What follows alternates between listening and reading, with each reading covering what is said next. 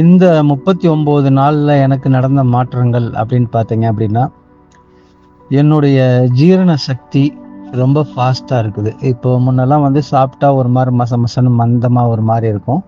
இப்போ எனக்கு சாப்பிட்டது தெரியல. உடம்பு ரொம்ப லேசான மாரி இருக்கு. என்னுடைய பேண்டோடைய சுற்றளவு வந்து ஒரு 2 இன்ச் வந்து இப்ப குறைஞ்சிருக்கு. என்னுடைய வயிறு வந்து உள்ள போயிருக்கு. குறைஞ்சிருக்கு. நீங்க குடுக்குற இந்த பயிற்சி செல்ஃப் அனலைஸ் பண்றதுக்கு ஒரு ரொம்ப எளிமையான பயிற்சி. இது எங்கேயுமே எனக்கு சொல்ல முடியல. எங்கேயுமே வந்து யாருமே குடுக்க முடியாத ஒரு பயிற்சி. அவ்ளோ ஈஸியா இன்னைக்கு எல்லாத்துக்கும் குடுத்துட்ருக்கிறீங்க. ரொம்ப ஹேப்பியா இருக்கு எனக்கு. அ எனக்கு என்னுடைய வாழ்க்கையில திரும்ப ஒரு ஒரு என்ன சொல்றது? ஒரு ஒளி விளக்கா எனக்கு நீங்க குடுக்குற பயிற்சி அமைஞ்சிருக்கு. ரொம்ப நன்றி. Thank you, thank you, thank you. இந்த ஒரு செயலை மட்டும் நீங்கள் சரியாக செஞ்சிட்டீங்க அப்படின்னா, நீங்கள் எதை அடையணும், எதை மேனிஃபெஸ்ட் பண்ணணும் அப்படின்னு நினைக்கிறீங்களோ அதை ரொம்ப வேகமாக நீங்கள் அடைஞ்சிடுவீங்க. அது என்னது அப்படின்னு கேட்டிங்கன்னா, ரைஸ் யுவர் வைப்ரேஷன். உங்களுடைய வைப்ரேஷன் லெவலை நீங்கள் அதிகப்படுத்தணும். அப்போ தான் நீங்கள் எதை நினைக்கிறீங்களோ அந்த எண்ணத்துக்கு வலிமை அதிகமாகும் அப்படின்லாம் நீங்கள் நிறைய கேள்விப்பட்டிருப்பீங்க. எக்ஸாக்ட்லி அதே விஷயந்தான். உங்களுடைய வைப்ரேஷனை நீங்கள் அதிகப்படுத்தணும். இப்போது அதை எப்படி பண்ணுறது அப்படின்னா என்ன அப்படிங்கிறத இன்றைக்கான பதிவின் மூலமாக நாம் பார்க்க இருக்கிறோம். வைப்ரேஷன் அப்படின்னா என்ன, இந்த வார்த்தைக்கான அர்த்தம் என்ன அப்படின்னு கேட்டிங்கன்னா, நீங்கள் எந்த நிலையிலிருந்து செயல்படுகிறீர்களோ அந்த நிலை ஒரு விதமான எண்ணங்களையும் எண்ண அதிர்வுகளையும், அதாவது தாட் எனர்ஜியை எக்ஸ்ப்ரெஸ் பண்ணும், நீங்கள் வெளிப்படுத்துவீங்க. அதுதான் உங்களுடைய வைப்ரேஷன் அப்படின்னு சொல்லப்படுறது. உங்கள் மனசில் ஒரு விஷயத்தை அடையணும்னு ரொம்ப நாளாக நீங்கள் நினச்சிக்கிட்டே இருந்துகிட்ருக்கீங்க. அது என்ன அப்படின்னு இப்போ கொஞ்சம் நினச்சி பாருங்கள். ஒரு குட்டியாக ஒரு சின்னதாக ஒரு கற்பனை செஞ்சு பார்க்கலாம். இந்த வைப்ரேஷன் அப்படின்னா என்ன, நீங்கள் இப்போ எந்த நிலையில் இருக்கீங்க, உங்களுடைய வைப்ரேஷனை எந்த நிலைக்கு அதிகப்படுத்தணும் அப்படிங்கிறத எளிமையாக இதன் மூலமாக நீங்கள் புரிஞ்சுக்குவீங்க. இப்போ உங்கள் மனசுக்குள்ளே நீங்கள் ரொம்ப நாளாக ஒரு பெரிய இலக்கு ஒன்று இருக்குது, அதை அடையணும்னு நினச்சிக்கிட்டே இருக்கீங்க. அந்த இலக்கு என்ன அப்படின்னு இப்போ கற்பனை பண்ணி பாருங்கள். இப்போது எகைன் இதை கற்பனை பண்ணுங்கள். நீங்கள் அந்த இலக்கை அடைஞ்சிட்டீங்க. நீங்கள் யாரை மாறணும்னு நினச்சிங்களோ அந்த ஒரு நபராக மாறிட்டீங்க. இப்போ நீங்கள் எப்படி ஃபீல் பண்ணுவீங்க, எப்படி நடந்துக்குவீங்க, எப்படி செயல்படுவீங்க, உங்களுடைய நம்பிக்கைகள் எப்படிப்பட்டதாக இருக்கும், உங்களுடைய செயல்பாடுகள் எப்படிப்பட்டதாக இருக்கும். இப்போது இதையெல்லாம் நீங்கள் ஒன்றா இணைச்சி பார்த்தீங்க அப்படின்னா, அந்த ஒரு குறிப்பிட்ட நபர், அதாவது உங்களுடைய எதிர்கால உங்களை இப்போ நீங்கள் கற்பனை பண்ணி பார்த்தீங்க. அந்த நபர் எப்படி நடந்துக்கிறாரு, அவருடைய வாழ்க்கை முறை எப்படி இருக்குது, அவர் எது மாதிரியான நம்பிக்கைகள் அவருக்குள்ளே இருக்குது, அவர் எப்படி ஃபீல் பண்ணுறாரு, கான்ஃபிடெண்ட்டாக ஃபீல் பண்ணுறாரா, தைரியமாக ஃபீல் பண்ணுறாரா, எல்லா செயல்களையும் அவர் எப்படி செய்கிறாரு, எப்படி நடந்துக்கிறாரு, எப்படி வாழ்கிறாரு, இந்த ஒட்டுமொத்த விஷயமும் அவருடைய, அதாவது உங்களுடைய எதிர்கால நபருடைய வைப்ரேஷனல் ஸ்டேட். இப்போது உங்களுடைய தற்போதைய வாழ்க்கையை நீங்கள் நினச்சி பாருங்கள். இப்போ நீங்கள் கற்பனை பண்ணி பார்க்கும்போது எதிர்காலத்தில் உங்களுடைய வாழ்க்கையை நீங்கள் பார்த்தீங்க. அந்த எதிர்கால உங்களை, அந்த எதிர்கால நபரை நீங்கள் கற்பனை பண்ணி பார்க்கும்போது அவர் எந்த வைப்ரேஷனல் ஸ்டேட்டில் இருந்தாரோ அதே நிலையில் இப்போ நீங்கள் இருக்கீங்களா? இதுதான் கேள்வி. அப்போ நீங்கள் என்ன பண்ணணுன்னா, உங்களுடைய வைப்ரேஷனல் ஸ்டேட்டை நீங்கள் அதிகப்படுத்தணும். நீங்கள் என்ன நினைக்கிறீங்க அப்படின்னா, நான் அதை அடையணும்னு நினைக்கிறேன், நான் அந்த நபராக மாறணும்னு நினைக்கிறேன், எதிர்காலத்தில் எனக்கு இது வேணும், அதை மேனிஃபெஸ்ட் பண்ணணும்னு நினைக்கிறேன், அதை மேனிஃபெஸ்ட் பண்ணிட்டா நான் இந்த மாதிரி ஒரு வைப்ரேஷனல் ஸ்டேட்டுக்குள்ளே நான் வந்துடுவேன் அப்படின்னு நீங்கள் நினைக்கிறீங்க. ஆனால் இங்கே என்ன விஷயம்னா, உங்களுடைய வைப்ரேஷனல் ஸ்டேட் இதே மாதிரி இப்போ இருக்கிற மாதிரி நீங்கள் மெயின்டைன் பண்ணிக்கிட்டே இருக்கிறதுனால அந்த நபரை மாற முடியாது. இப்போ இருக்கிற உங்களுடைய வைப்ரேஷனல் ஸ்டேட்டை நீங்கள் இயங்கக்கூடிய அந்த நிலையை நீங்கள் உயர்த்த வேண்டும். அப்பொழுது தான் உங்களுடைய நம்பிக்கைகளில் மாற்றம் ஏற்படும், உங்களுடைய செயல்பாடுகளில் மாற்றம் ஏற்படும், உங்களுடைய வாழ்க்கை முறையில் மாற்றம் ஏற்படும். படிப்படியாக உங்களுடைய அன்றாட செயல்பாடுகள் மூலமாக உங்களுடைய எதிர்கால வாழ்க்கையை நீங்கள் படிப்படியாக உருவாக்கிடுவீங்க. அதை நீங்கள் தான் உருவாக்குறீங்க. உங்களுடைய ரியாலிட்டியை நீங்கள் தான் க்ரியேட் பண்ணுறீங்க. அதுக்கு நீங்கள் உங்களுடைய வைப்ரேஷனல் ஸ்டேட்டை அதிகப்படுத்தணும்.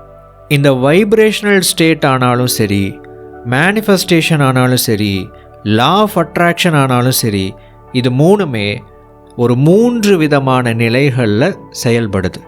முதலாவது மைண்ட் லெவல், மனநிலையில் இது செயல்படுது.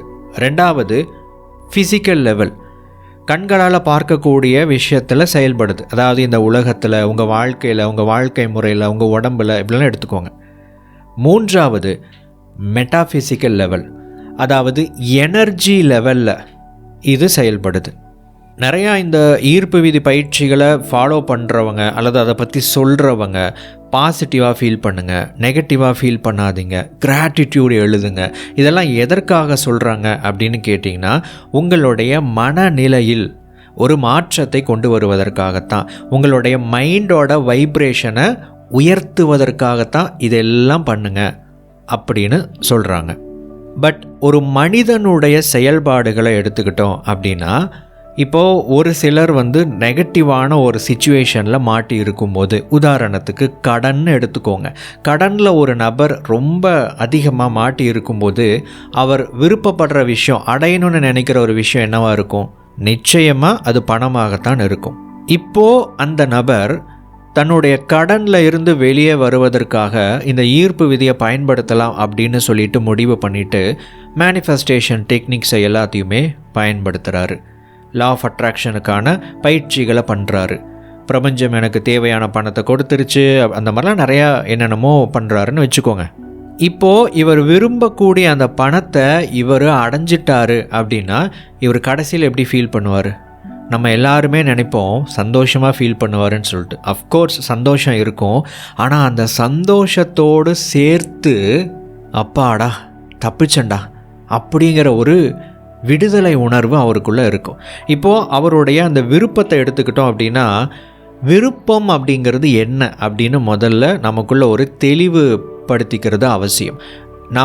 நீங்கள் எதை விரும்புகிறீங்களோ அதை அடையிறதில்ல, நீங்கள் என்னவா இருக்கீங்களோ அதைத்தான் உங்களை நோக்கி ஈர்க்கிறீங்க அப்படிங்கிற கான்செப்ட் எல்லாம் நம்ம இதுக்கு முன்னாடி பார்த்தோம். You don't attract what you want, you attract what you are அப்படின்னு சொல்லிட்டு நம்ம பார்த்தோம். போன பாசிட்டிவ் மைண்ட் பாட்காஸ்ட் எபிசோடில் நம்ம நிறைய பார்த்தோம். உண்மையான விருப்பம் அப்படிங்கிறது என்ன அப்படின்னு கேட்டிங்கன்னா, நீங்கள் எதை விரும்புகிறீங்களோ அதோட நோக்கம் பாசிட்டிவாக இருக்கணும்.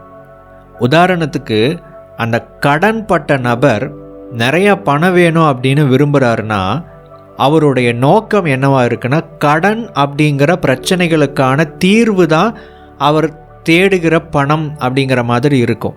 அப்போ இந்த இன்டென்ஷன் என்னவாக இருக்குது அப்படின்னா, கடன்லேருந்து வெளியே வரணும் அப்படிங்கிற ஒரு நெகட்டிவ் இன்டென்ஷனாக, நெகட்டிவான ஒரு நோக்கமாக இருக்குது. அதுக்கு பதிலாக இந்த நபர் உண்மையாகவே பணம் சம்பாதிக்கணும், அதிகமான பணத்தை சேர்க்கணும் அப்படிங்கிறதுல அவருடைய மனதை குவிக்கணும். ஆனால் அவருடைய இப்போதைய நிலையை எடுத்துக்கிட்டிங்க அப்படின்னா, கடன்காரர்கள் அவர்கிட்ட கேட்கலாம், கடனை திருப்பி கொடுங்க அப்படின்னு கேட்கலாம், இல்லை அவருடைய செலவுக்கே போதுமான பணம் இல்லாமல் இருக்கலாம். இதையெல்லாம் தாண்டி அவருடைய மனதில் ஒரு வைராக்கியத்தை, அவருடைய மனதில் ஒரு நம்பிக்கையை, அவருடைய மனதில் ஒரு தீர்மானத்தை உருவாக்கணும். என்ன அப்படின்னா, நான் அதிகமான பணத்தை சம்பாதிக்கணும் அப்படிங்கிற ஒரு தீர்மானத்தை உருவாக்கணும். இந்த கடன் பிரச்சனையிலேருந்து விடுதலை அடைகிறதுக்கு தேவையான பணம் வேணும், பணம் கிடச்சிட்டா நான் அதுலேருந்து ரிலீஸ் ஆகிடுவேன் அப்படின்னு நினைக்கக்கூடாது. நீங்கள் இந்த இடத்துல க்ரியேட்டிவாக அதிகமான பணத்தை உருவாக்குவதற்கு நான் ஒரு நபராக மாறணும் அப்படிங்கிறத நீங்கள் உருவாக்கப்படுத்தணும். அப்படிங்கிறத உங்களுடைய இலக்காக மாற்றணும். அதை நீங்கள் செய்ய ஆரம்பிச்சிட்டிங்க அப்படின்னா நீங்கள் உங்களுடைய இன்டென்ஷனை, நோக்கத்தை பாசிட்டிவாக மாற்றிட்டீங்க அப்படின்னு அர்த்தம். இந்த ஒரு நம்பிக்கையை நீங்கள் பாசிட்டிவாக இந்த மாதிரி மாற்றிட்டீங்க அப்படின்னாவே மனநிலையில் உங்களுடைய வைப்ரேஷனை அதிகப்படுத்திட்டீங்க அப்படின்னு அர்த்தம். இப்போ நம்ம பார்த்தோம், mind level, physical level, metaphysical level. மனம், கண்ணால் பார்க்கக்கூடிய இந்த உலகம், கண்ணால் பார்க்க முடியாத ஆற்றல். இந்த 3 விஷயம் ரொம்ப முக்கியம் அப்படின்னு நம்ம பார்த்தோம். இப்போது உங்களுடைய மைண்ட் எடுத்துக்கிட்டோம் அப்படின்னா, இந்த மாதிரி நீங்கள் மாற்றுங்கன்னு நம்ம சொல்கிறோம். ஆனால் மாற்ற முடியல அப்படின்னா, நிறையா பேர் அவங்களுடைய நெகட்டிவான எண்ணங்கள்னால, நெகட்டிவான ஓவர் திங்கிங்னால பிளாக் ஆகி இருந்தால் என்ன பண்ணுறது? நிறைய பேர் பிளாக் ஆகி இருக்கிறாங்க. ஈர்ப்பு விதி பயிற்சிகளை செய்யும் போது மட்டும்தான் பாசிட்டிவாக ஃபீல் பண்ணுறாங்க. மற்ற நேரத்தில் எல்லாம் இந்த எண்ணங்கள் தான் அவங்களுக்குள்ளே ஓடிக்கிட்டே இருக்குது. நான் அதை திரும்பவும் உங்களுக்கு ஞாபகப்படுத்தணும்னு நினைக்கிறேன். You don't attract what you want, you attract what you are. நீங்கள் எதை அடைய வேண்டும் என்று விரும்புகிறீர்களோ அவற்றையெல்லாம் நீங்கள் ஈர்ப்பதில்லை. நீங்கள் யாராக இருக்கிறீர்களோ அவற்றையெல்லாம் நீங்கள் இருக்கிறீர்கள். அப்போது உங்களுடைய மனதளவிலையும் உங்களுடைய ஃபிசிக்கல் வேர்ல்டுலேயும் நீங்கள் யாராக இருக்கீங்களோ அதைத்தான் நீங்கள் அட்ராக்ட் பண்ணுறீங்க. நீங்கள் லா ஆஃப் அட்ராக்ஷன் டெக்னிக்கை யூஸ் பண்ணும்போது மட்டும் நீங்கள் பாசிட்டிவாக இருக்கீங்க, மற்ற நேரத்தில் நெகட்டிவாக இருக்கீங்க அப்படின்னா, மற்ற நேரத்துலையும் நீங்கள் என்னவாக இருக்கீங்களோ அதுதான் நீங்கள். தெளிவாக புரிந்து கொள்ளுங்கள். அதனால்தான் நிறைய பேருக்கு இந்த ஈர்ப்பு விதி பயிற்சிகள் சரியாக வேலை செய்வது இல்லை. அப்போ இதெல்லாம் எப்படி சமாளிக்கிறது, இதையெல்லாம் எப்படி சரி பண்ணுறது அப்படின்னு கேட்டிங்கன்னா, சிம்பிளாக இதே ஃபார்முலா தான். ஃபஸ்ட்டு மைண்ட் எடுத்துக்கோங்க. உங்களுடைய மனதின் வைப்ரேஷனை அதிகப்படுத்துங்க. நான் சொன்ன மாதிரி அந்த நம்பிக்கையில் ஒரு மாற்றத்தை ஏற்படுத்துங்க. உங்களுடைய நோக்கத்தில் ஒரு மாற்றத்தை ஏற்படுத்துங்க. உங்களுடைய இன்டென்ஷன் நெகட்டிவாக இல்லாமல் பாசிட்டிவாக மாற்றுங்க. அதை மாற்ற முடியல அப்படின்னா, உங்களால் அப்படி யோசிக்க முடியல, திரும்ப திரும்ப நான் நெகட்டிவிட்டிக்குள்ளேயே போகிறேன்னா உங்களுடைய மைண்டு பிளாக் ஆகி இருக்குது அப்படின்னு அர்த்தம். அது தடைப்பட்டு இருக்கிறது, அடைக்கப்பட்டு இருக்கிறது அப்படின்னு அர்த்தம். அதிலிருந்து நீங்கள் வெளியே வரணும். அதிலிருந்து நீங்கள் வெளியே வந்துட்டீங்க அப்படின்னா, உங்களுடைய ஃபிசிக்கல் வேர்ல்டில், இந்த உலகத்தை பார்க்குற உங்களுடைய விதமும், அதை புரிந்து கொள்கிற அந்த தன்மையும், நீங்கள் செயல்படக்கூடிய அந்த செயல்பாடுகளிலும் மாற்றம் ஏற்பட ஆரம்பிக்கும். அதுக்கு நீங்கள் என்ன பண்ணணும் அப்படின்னு கேட்டிங்க அப்படின்னா, உங்களுடைய மனதை ரீசெட் பண்ணணும். அது அடைக்கப்பட்டிருக்கிற சிறையிலிருந்து நீங்கள் முதலில் வெளியே வர வேண்டும். அந்த மனதை அமைதிப்படுத்த வேண்டும். அது அதிகமாக நெகட்டிவாக, ஓவராக சிந்தனை செய்து அது பேட்டர்ன் ஆஃப் திரும்ப திரும்ப பண்ணிக்கிட்டே இருக்குது. திரும்ப ஓவர் திங்கிங் பண்ணிக்கிட்டே இருக்குது. அதை முதல்ல நிப்பாட்டணும். என்ன பண்ணணும்?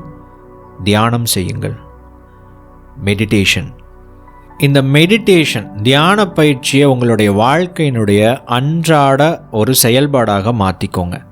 தியானம் செய்யும்போது என்ன நடக்கும் அப்படின்னு கேட்டிங்கன்னா, நிறைய பேர் நினைக்கிற மாதிரி மைண்ட் ரிலாக்ஸேஷன், ஸ்ட்ரெஸ் ரிலீஃப், இதுக்கு மட்டும் நீங்கள் தியான பயிற்சிகளை தேடக்கூடாது. உங்களுடைய ஒட்டுமொத்த மனதோட தன்மையுமே நியூட்ரல் அடையும். அதாவது அது ஓவராக பாசிட்டிவாகவும் இல்லாமல் நெகட்டிவாகவும் இல்லாமல் ஒரு நடுநிலையான ஒரு நிலைக்கு வரும்.